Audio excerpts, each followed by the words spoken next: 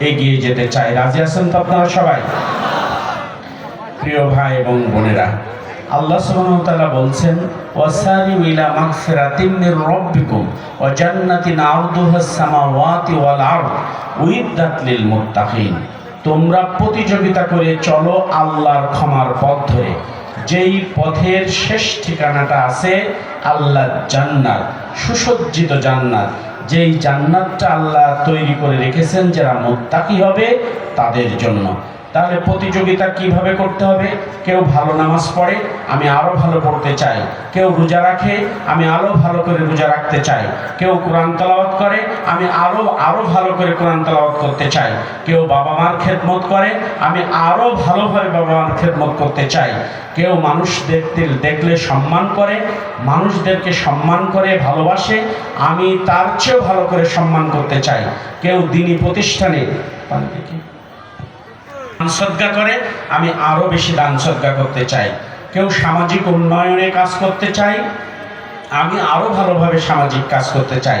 কেউ রাস্তাঘাটে চলাফেরার সময় মানুষের সালাম কালাম দিয়ে চলে, আমি আরো ভালোভাবে সালাম কালাম দিয়ে চলতে চাই। এই প্রতিযোগিতার মাধ্যমে আমরা আমাদের জীবনটা শেষ করতে চাই। এই প্রতিযোগিতার মাধ্যমে আমরা বয়স করে আল্লাহর ডাকে সাড়া দিয়ে আল্লাহর কাছে যেতে চাই। এরকম প্রতিযোগিতা যদি আমরা করতে পারি, যদি মুত্তাকি হতে পারি, আল্লাহ তাআলা আমাদেরকে জান্নাত দেবেন। যেই জান্নাতটা আসমান আর জমিনের মতো একটা বিশাল, এই জান্নাতটা আমরা সবাই যেতে চাই তো ইনশাআল্লাহ? প্রিয় ভাইরা, এরপরে আল্লাহ তাআলা বলছেন, যালিকাল কিতাবু লা রাইবা ফি হুদাল লিল মুত্তাকিন আল্লাযীনা ইউমিনুনা বিল গায়ব ওয়া ইউকিমুনাস সালাতা ওয়া মিম্মা রাযাকনাহুম ইউনফিকুন। এই যে কিতাব আমি নাজিল করেছি, এই কিতাবের ভিতরে কোনো সন্দেহ নেই, কোনো সংশয় নেই। এইটা মুত্তাকি যারা হবে তাদের জন্য পথ প্রদর্শক। মুত্তাকি কারা হবে? যারা আল্লাহর অদৃশ্য বিষয়গুলোকে বিশ্বাস করবে, যারা নামাজ কায়েম করবে, আর যারা আমি যে অর্থ আল্লাহ তাআলা বলছেন আমি যে অর্থ তাদেরকে দিয়েছি তা থেকে দান করবেন। এই কাজগুলো যারা করবে মুত্তাকি তারা হবে। আমরা কি মুত্তাকি হতে চাই? ইনশাআল্লাহ। প্রিয় ভাইরা, মুত্তাকি হওয়ার জন্য মুখে বলার কিছু নেই। আল্লাহ বলছেন, ইন্না আকরামাকুম ইনদাল্লাহি আতকাকুম। এই কলিজায় আল্লাহর ভয় যার বেশি, মুত্তাকি সেই সবচেয়ে বেশি। এখন দিনের বেলায় আপনি একরকম কথা বলেন, দিনের বেলায় বিরাট হুজুর, রাত্রের বেলায় আপনি অকাম করেন। দিনের বেলায় আপনি খুব ভালো কাজ করেন, কিন্তু অফিসে যখন যান তখন টেবিলের নিচ দিয়ে টাকা নেন।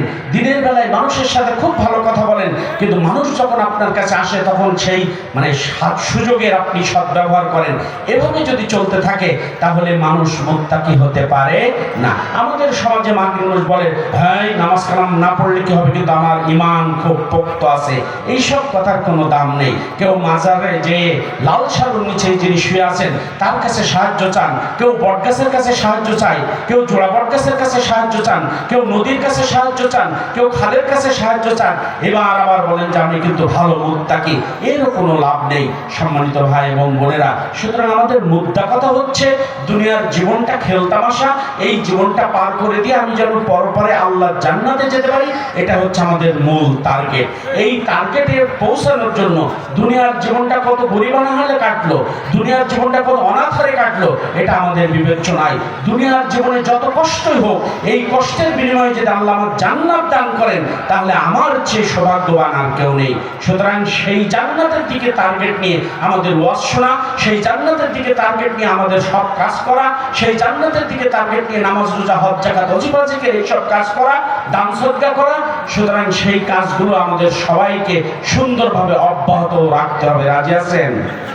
প্রিয় ভাইরা, শেষ কথা বলতে চাই, আমাদের এই সমাজে বিশেষ করে আমাদের চুয়াডাঙ্গা জেলায় আপনারা জানেন এখানে ডিভোর্সের সংখ্যা বেশি। নারী তার স্বামীকে তালাক দিয়ে দেয়, এরপরে আত্মহত্যার প্রবণতা বেশি। সব কিছুতে দেখা গেছে আত্মহত্যা কারা করে? যারা টিনেজার, যারা 20-এর নিচেই বয়স, তারা আত্মহত্যা করে কেন?